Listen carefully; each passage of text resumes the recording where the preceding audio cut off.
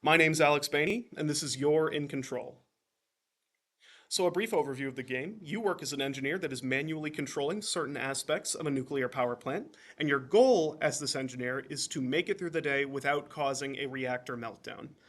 As you go through more shifts, the control systems you manage are going to become more difficult to manage, and the mystery as to why you're stationed where you are doing simple tasks as a nuclear engineer is going to become more apparent as you get farther into the story.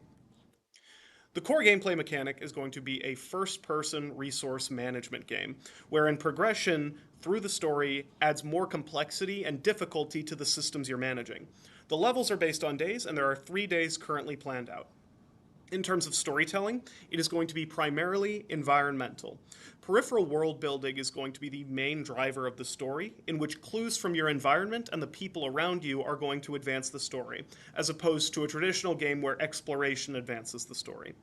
The whole environment is meant to make the player feel powerless and give them a sense of uncertainty or unease, which causes distrust in the story and the facts around you, which begin to make more sense as you get farther into that story.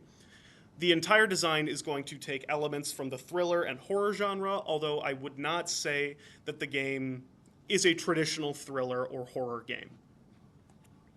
In terms of some of the inspirations, the biggest gameplay inspiration is a $4 game on Steam called Calm Down Stalin.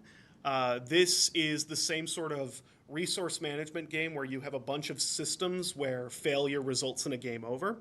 And as you get further into the game, you have more systems to interact with, and those systems become more temperamental. And this is going to be the core gameplay driver.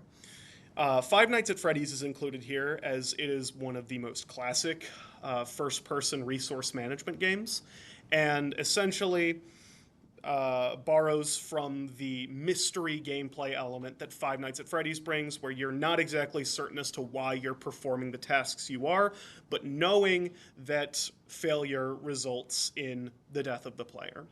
In terms of the design elements and story elements, a lot of this is going to come from games in which mystery is the main plot driver.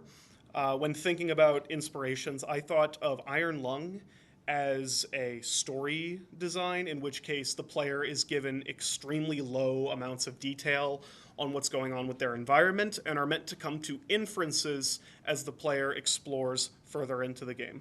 Chernobyl Liquidators is also mentioned here, a fantastic game in tribute to the original Chernobyl Liquidators, in which the visual design elements are going to be borrowed from the sort of 1980s classic Soviet power plant. Everything is more complicated than a person is designed to understand, and now you have to go in and grapple with those systems. Thank you.